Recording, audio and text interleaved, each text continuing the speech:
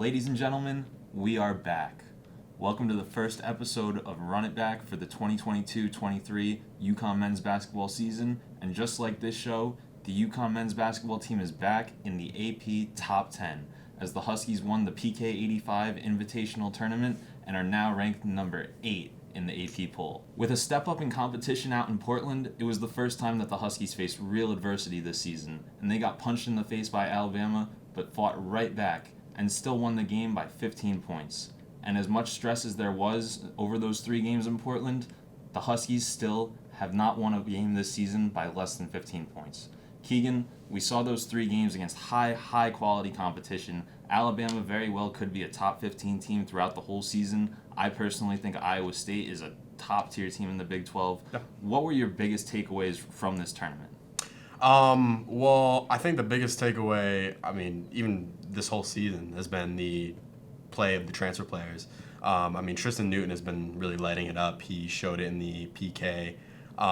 He's been a facilitator for this offense when we really needed one with the absence of R.J. Cole. So I think, the transfers have been playing well. Obviously, Adama dominating. And the freshmen as well have been, putting up really solid numbers. We had Alex Caravan, Big East Freshman of the Week for the past 2 weeks. Now it's Klingon. The freshmen look really good. So overall, I'm really confident in this team. I'm really optimistic in this team going forward. And I think the PK showed that for sure. Yeah, if you look at that tournament, it's very evident to me that this team can beat you no matter who's on the floor. We saw it in the championship last night. Iowa State just absolutely torched North Carolina. And UConn only got 6 total points from Jordan Hawkins, who's going to maybe be a first-round pick in the NBA draft this year, and Adama Sanogo, who's the player of the year in the Big East to start the season. And they still won the game by 18 points. It's really just an embarrassment of the riches for the Huskies right now. Yeah. And it's just really showing. And with Tristan Newton, obviously, the question was who's going to be the point guard, who's going to step up. He was the big splash they made in the portal in the offseason coming in from ECU, and he's really showed it so far. Even in the cupcake games, he had that big triple-double against Buffalo, really got him going, and then Oregon, he was on fire, couldn't miss. Never really was brought in as a shooter-type guy. He is a facilitator, like you said, does it all over the floor, but he was able to knock down 3 after 3. It was really shocking. And, you see a guy like Joey Calcaterra, who even wasn't that highly touted. It was kind of like, oh, this kid committed from San Diego, who is he? And he's been a key player off the bench providing a spark. So I think just the level of talent from top to bottom is insane, and we haven't even gotten Samson Jansen back from his injury. It's just ludicrous. Yeah. I think the biggest thing that UConn has proved through the PK is that we are one of the deepest teams in the country, and we have guys that are going to beat you 1 through 5. So I think definitely our depth is probably our biggest strength, and the PK showed that. So, and as crazy as it is to see how much depth UConn has right now, looking forward to next year, even though we're really good right now, we just had the early signing period a couple weeks ago. All 5 commits put pen to paper and signed their national letter of intent. The number 4 recruiting class in the country is now officially heading to stores. We've got Stephon Castle, a 5-star out of Georgia, Jalen Stewart from the Pacific Northwest. Solo Ball is an electric player. Jaden Ross is his AAU teammate. Really a package deal, and it's great to get both those guys. And then another big man. We saw how dominant Klingon was. We've got another 7-footer coming in next year with Yusuf Singer. It's just crazy what Dan Hurley is doing on the recruiting trail, whether it be the portal or recruiting high school kids, and then not even just getting talented players, but really turning them into just beasts on the court. Yeah, I think it comes down to the culture that Hurley has built for this program. You look at these guys, they're truly bleeding blue. And he took over a program that, after Kevin Ollie, that would, the whole thing with that. He's turned this program into a top 10 program in the country, back into a top 10 program in the country, rather. And I think it just comes down to culture. Absolutely.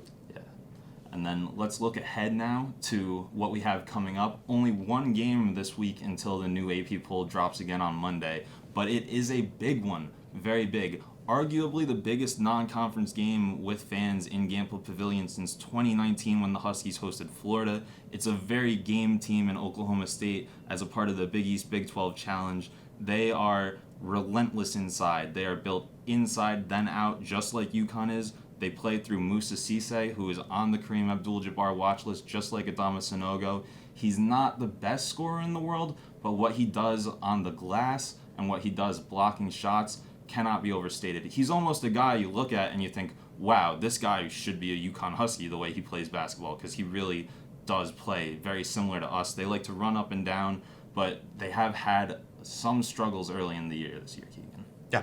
I think what we really need to do is crash the paint. You've mentioned Musa Cisse, how dominant of a force he is, but this is a team that is going to take away the three. We have a lot of shooters on a team, but the thing is, as we said, we talked about the depth. We have so many big guys that can, really take it to the paint, take it to the hoop, even against a guy like Musa Cisse. So I think definitely the big guys are going to have to step up for this one, and it's going to be a good game for sure. Absolutely. Yeah. Very intrigued to see if it might be a little bit of a letdown spot for the Huskies. Obviously, you come in back home off a huge tournament win. The flow is really, really going right now. All the energy is very high. It's very easy to fall flat on your face against a team that has a lot of talent but hasn't quite put it together so far this year. I mean, they lost to UCF in overtime and they lost to Southern Illinois at home. This team has a lot of potential, the Oklahoma State Cowboys, but they haven't exactly put it together. If they can finally click and really play their style of basketball, it could be a little bit of trouble for the Huskies on Thursday. Absolutely. And then to wrap it up, we are going to take a look around the conference. Even though we're still in the non-conference part of our schedule, let's take a look at the Big East. I'm not going to lie, so far it's been quite a struggle for the conference top to bottom. UConn and Creighton are respectively ranked number 7 for the Blue Jays, and the Huskies, as we said, are 8. But other than that, there's no teams that have really established themselves as contenders in the conference. It seems like there's a very clear 1A, 1B who are going to be competing for that title down the stretch this year. Yeah. I think it is going to be a 2-horse race between Creighton and UConn, both amazing teams, but there's still plenty of threats in the Big East. I mean, we have Providence that made the Sweet 16 last year. Ed Cooley is still a great coach. So I think while the Big East is starting off a little slow, we should see guys like Marquette and Providence sort of make their way up those ranks and really prove themselves, because those are some very talented teams. Yeah, and then you look at another team who was out in Portland for the PK85 in the legacy bracket, maybe not ours, but Xavier put up a very solid fight against a Gonzaga team that is still pretty good. They played Duke fairly well. I think that's a team that they don't defend the ball really well, but they can score with anyone in the country. So I think Sean Miller, great coach, first year there. If he can get his guys to buy in for Big East play, I think they're a team that could definitely lock up a bye in the Big East tournament. But one team that it's looking like will not be locking up a Big East tournament bye is, shockingly, the Villanova Wildcats, who look completely lost without Jay Wright at the helm. They went 0-3 in Portland. They lost to Portland State. They lost to Iowa State, who we beat, might you add. And they lost to Oregon, who we beat. But here's the kicker. That game they lost, Oregon had 6 scholarship players available. And they started a walk-on. And they beat the Villanova Wildcats. It's tough. It's been a fall for grace for Villanova for sure, and I think it just comes down to the loss of Jay Wright. Not having an experienced guy like him at the helm. It's definitely, for the next couple of years, it's going to be an adjustment period for Villanova, absolutely. As we've seen with Dan Hurley, it takes time, but obviously this year you're still getting a potential top 10 pick in Cam Whitmore back, and a guy who is an all Big East caliber player in Justin Moore, coming off injuries, so take it with a grain of salt, but maybe a little too early to count the Wildcats out, but they certainly do not look like the team that we beat and stormed the court against last year. Absolutely not. That seems like it's going to be it for Run It Back this week. We will be back next week to recap the Oklahoma State game and preview another big non-conference matchup as the Huskies go to Florida the next week. We'll see you then.